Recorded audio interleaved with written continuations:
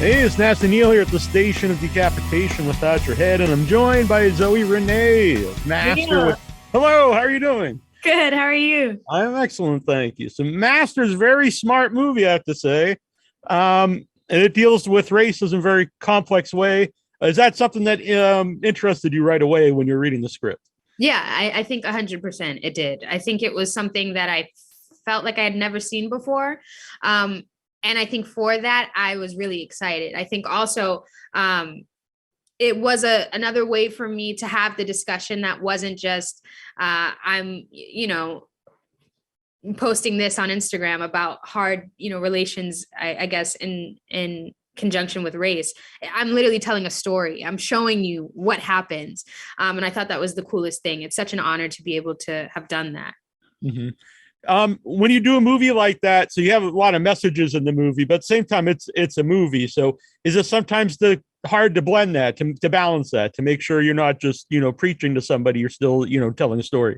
100%, 100%. And I think Mariama did a really, really great job at balancing that. And in fact, I don't know if we're necessarily preaching to anyone as much as showing life.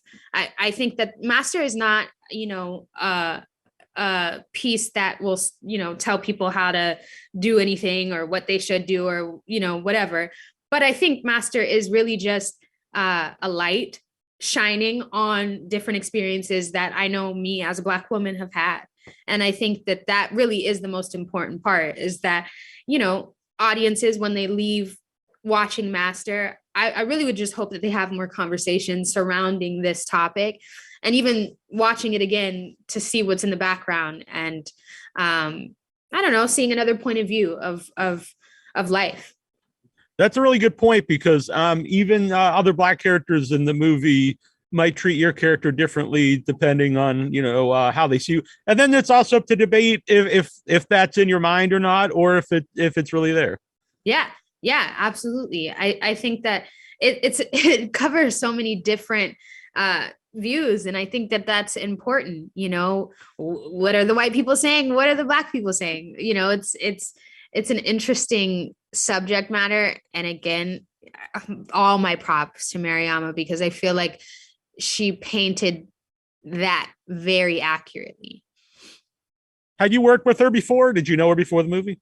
I hadn't worked with her before. I had met Mariama in the casting process, and I'd watched her films, specifically her short film Hair Wolf. And after I saw it and how vibrant and just good it was, I was like, I hope one day I get to work with this woman, because I know that it's going to be fun. Yeah. So how did it come about that you auditioned for the role, I guess? Yeah, my agent sent me the script. He just told me to read it, and I read it. I was terrified. I was hooked. And then I said, I have to go to New York. That's where Mariama was. And I was like, I just need a meeting with her. If I could just get a meeting with her, then I don't know, maybe she'll think that I'm the one. So I sent in my audition. They liked it. And I just so happened to be in New York at the same time that she was. And I tried to schedule a dinner, and we got dinner, and I was able to talk about the film a little bit more. So, yeah.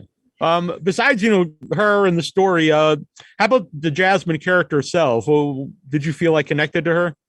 Yeah, I did. I definitely did. Jasmine was going fresh into college and this new experience that she'd built up so much. Just like I was going fresh into my first horror movie, and this experience that I was building up, so much and just anticipating. And I think our excitement levels were right about the same going into these new experiences. But I mean, throughout the movie, there are so many different moments where I see Jasmine and I see myself standing, right next to her in different experiences that I've had. And I also think that really is why I knew that Master is something that I absolutely wanted to do. I know Sundance, the premiere was virtual this year, but so have you had a chance to see Master with an audience yet? I did. I did. Our production team, Animal Kingdom, put together just such a sweet night where we all got to go to the movie theater and watch it and hear the reactions, and it was really, really, really great. But I'm looking forward to, attending the screenings with more people in the theater and really hearing the all of that stuff. I'm excited. Yeah. Amber Gray's great in the movie, and you work with her a lot in the film. What was she like on set? She was amazing. Amber's truly one of those people that are so specific and well versed in their craft. And I really thought that it was just cool to watch her work. It was one of those moments where I'm like literally looking at such I guess like what do you call it? I just a professional in her own right. And it was just cool to watch her work. I learned so much from her process, and just the fun that we had on set too. Like, she's just really fun and a cool person to be around. You mentioned it was your first horror movie. So did that help as an actor that the movie's, about a lot of real things? So it kind of keeps you grounded, I think, when you do more of the fantasy stuff, more of the horror elements? Yeah, I think it did. I think it helped. Master has some sequences that feel just completely out of, real life. But I think it helped. I think it helped ground me. I think because I have, because I have similar experiences as Jasmine, I think I felt connected and grounded, throughout the whole process. But I also would give so much credit to the preparation that we did before we even stepped foot on set. So yeah. Yeah. And did COVID affect the filming of the movie? Yeah, big time. COVID shut us down in 2020, and we had pretty much almost a year off, or in between shooting. So it was a really big chunk of time between the start and the finish. I spent a couple years with this movie, so it was definitely a lot of time, but we grew so much in that lockdown period when everyone went home, and we were trying to figure out how do we stay connected to the role, and will we be going back in a week or two? And the answer was no. But Mariama are just not only our director, but just a genuine, like, great leader. She wrangled the cast together on Sundays, and we'd watch movies over Zoom, and we'd talk about them and have discussions and just, say what we liked, say what we didn't. And I think that really kept us tethered to the entire experience. And we did that for like a good amount of time during that first initial lockdown, which not only gave us something to look forward to, but also it was just fun, Yeah. Well, Master comes out March 18th at select theaters and Amazon Prime. And I'm in Massachusetts, and I've been to Salem, and I've been around Cambridge and Harvard. And so even though I filmed in New York, it does feel like the area. Well, good. I'm really happy to hear that. Yeah. And I love the movie, not just because I'm talking to you. Thank you. Yeah. And thank you for doing this. Of course. Thank you. Yeah. Thanks. Hey, this is Nasty Neil at the Station of Decapitation Without Your Head. And I'm joined by Mariama Diallo, writer, director of Master, which is coming out the 18th on Amazon Prime and in select theaters. Very cool. Master's a very smart movie that deals with racism in kind of a genius way, I thought. Was there like a moment you thought, like, that you came up with kind of the idea of combining racism with in like a ghost story or a witch story? It's an interesting story. And first of all, hi, Neil. So great to be here. Thank you for having me here in the Decapitation Station. So, I think that what was always very apparent to me was that in telling this story, racism was going to come along with. And one of the first things that I was thinking about as far as the film was that I really wanted to tell the story of a Black woman who's been named master of a very, prestigious and elite institution. And I just wanted to follow her semester and see the way that she would respond to that title and to that promotion and everything that would come along with. But also very, very early on in the development of the film, I just knew that it would be a horror. It all felt horrific. And when I was, considering the setting and her experiences and the other things that would be unfolding on the campus, they didn't even necessarily feel so much dramatic. They felt horrific. And so it just, the genre seemed so well suited to the story.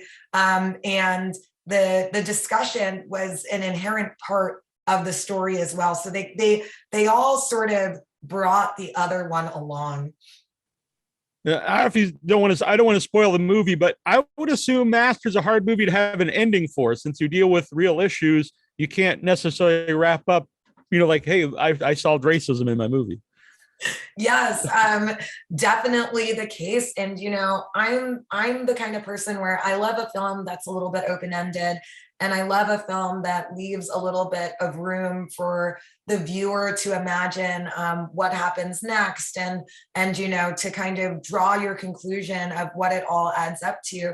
So I was pretty sure from the start that the film would end on a somewhat ambiguous note. And like you said, it's so much of it is drawn from real life.